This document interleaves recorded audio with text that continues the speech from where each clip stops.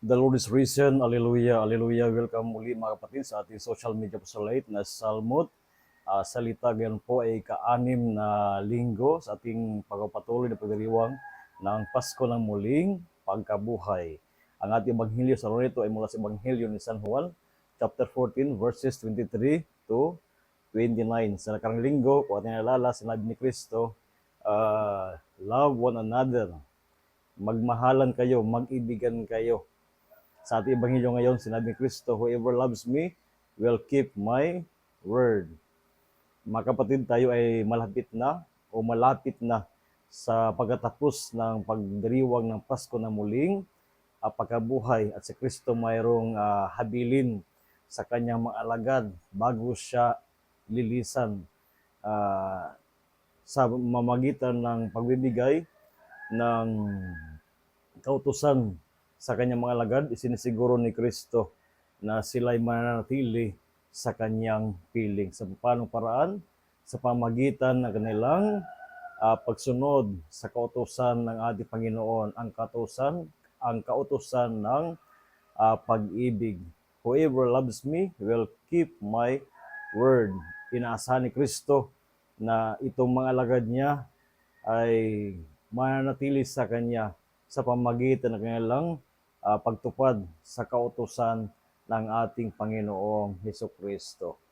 At sinabi rin ni Kristo sa Ebanghelyo na sa kanyang pag-alis, ipapadala niya ang Espiritu Santo, the Advocate. At ang Espiritu Santo na ito ang siyang tutulong sa kanyang mga alagad to remind all the things that Jesus told them.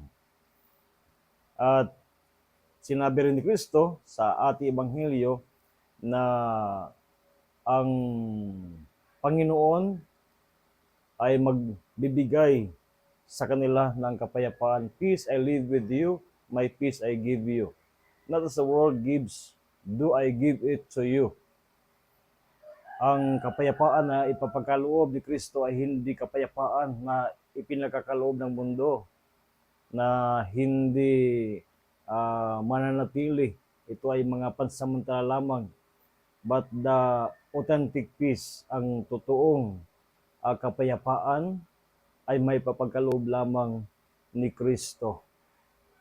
At ang kapayapaan na yon ay walang iba kundi ang pananahan ng Espiritu Santo sa buhay ng mga sumasampalataya sa Kanya. Kaya mga kapatid, sikapin natin na manahan si Kristo sa buhay natin sa pamamagitan ng ating pagbubukas ng ating sarili sa biyaya ng Espiritu Santo, kaloob ng Ama at ng Anak. So again, a blessed day sa inyong lahat, at naway ang Panginoon na siyang pinagmumulan ng kapayapaan ng lahat ng mga pagpapala ay laging sumainyo kasama ang inyong mga mahal sa buhay. Magpatuloy tayo sa ating mga ginagawang paghahanda, lalo na sa darating na linggo na kung saan tayo ay magdiriwang ng kapistahan ng pag-akyat ni Kristo sa langit, at pagdiriwang natin ang World Communication Sunday. Nanaway tayo bilang mga mananampalataya ni Kristo ay maging tagapaghatid ng mabuting balita.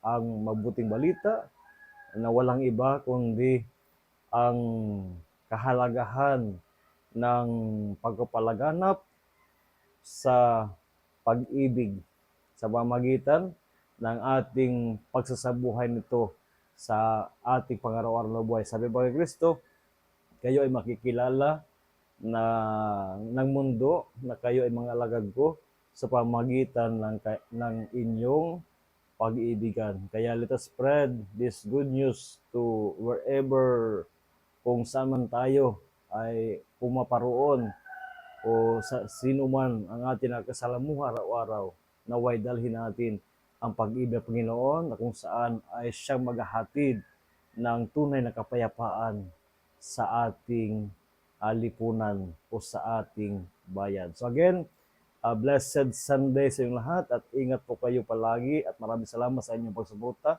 sa ating social media postulate na Salmut. Salitatiyan ko kayo, nahikayat ninyo yung mga kaibigan na mag-follow, mag-subscribe, mag-like at mag-comment sa ating social media postulate na Salmut Salita. So again, a blessed day sa inyo lahat at ingat po kayo palagi.